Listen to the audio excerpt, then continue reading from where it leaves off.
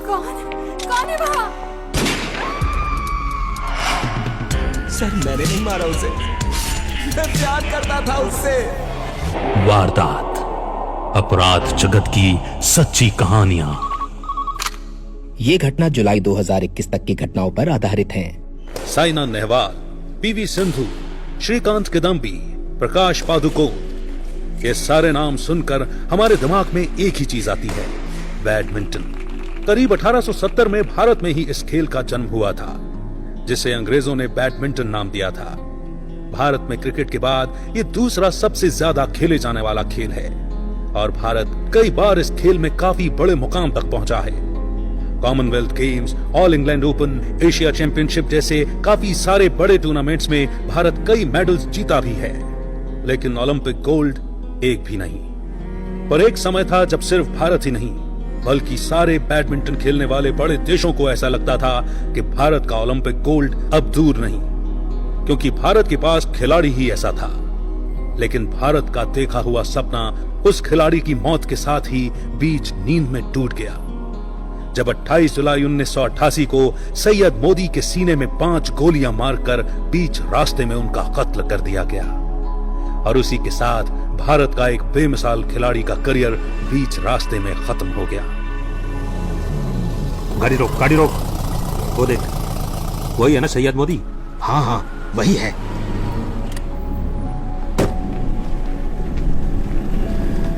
ओए सैयद, इधर देख, ये तेरे लिए।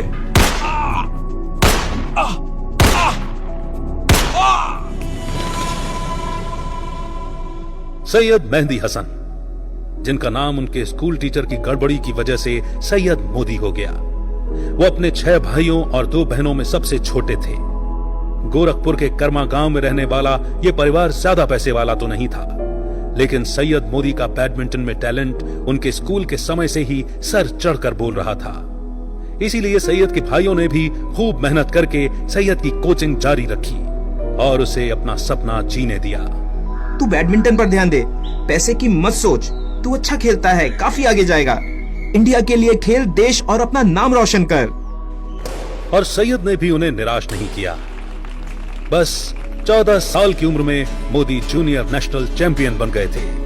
अब भारत की पूरी बैडमिंटन कम्युनिटी सैयद को पहचानने लगी थी और इसीलिए उन्हें 1978 में बीजिंग में होने वाले 3rd इंटरनेशनल चैंपियनशिप के लिए भेजा गया। वहां सैयद अपनी जिंदगी के एक अहम शख्सियत से मिले और कहा जाता है कि लव एट फर्स्ट साइट ये सैयद के लिए सच हो गया। हाय, मैं Amita Kulkarni, women's junior team India. और आप सैयद मोदी हो, राइट? Junior national champion. उसी चैंपियनशिप के दौरान अमिता और सैयद के बीच गहरा रिश्ता बन चुका था और भारत वापस आने के बाद भी वो दोनों एक दूसरे से मिलते रहे थे।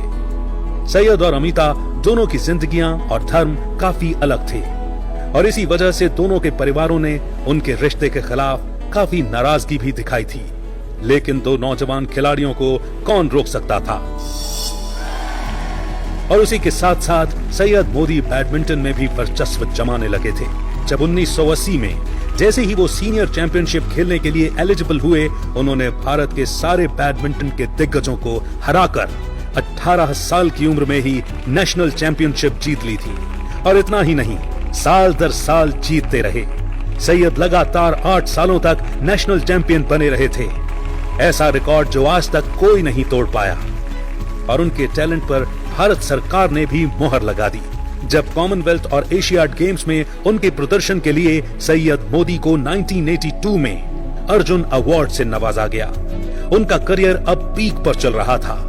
1983 में अमिता कुलकर्णी के साथ उनकी सगाई भी हो चुकी थी, लेकिन उसी के बाद 1984 में अमिता लखनऊ में संजय सिंह से मिली और उस मुलाकात ने कहीं न कहीं सैयद के लिए सब कुछ बदल दिया।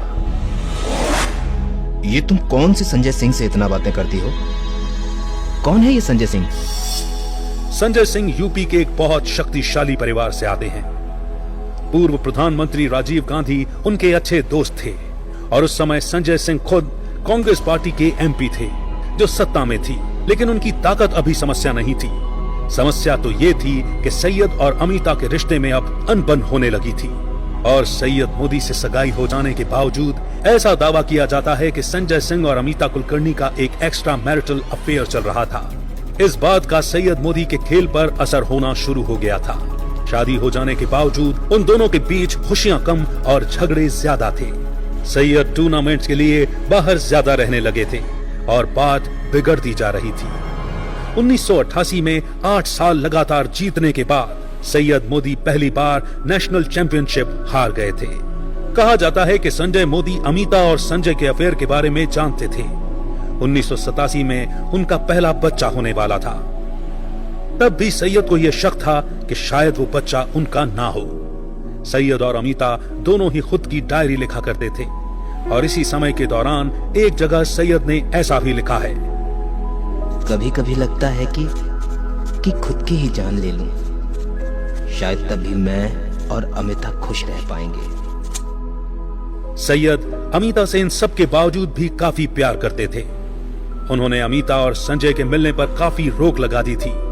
वो अपने खेल में भी वापसी लाने की कोशिश कर रहे थे और 28 जुलाई 1988 को एक ऐसे ही प्रैक्टिस सेशन के बाद सैयद मोदी केडी सिंह बाबू स्टेडियम के बाहर किसी दुकान पर नाश्ता कर रहे थे जब एक गाड़ी उनके पास आकर रुकी और उसमें से 2 नकाबपोश लोगों ने सैयद मोदी की छाती में काफी पास से 5 गोलियां मारी, जिसकी वजह से हॉस्पिटल पहुंचने से पहले ही उन्होंने अपना दम तोड़ दिया। गाड़ी रोक, गाड़ी रोक। वो देख, वही है ना सैयद मोदी? हाँ हाँ वही है। ओए सैयद, इधर देख, ये तेरे लिए।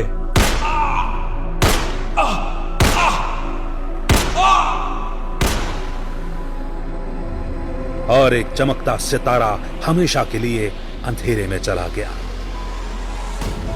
इस हत्या ने सिर्फ भारत ही नहीं बल्कि पूरे विश्व में हलचल मचा दी थी।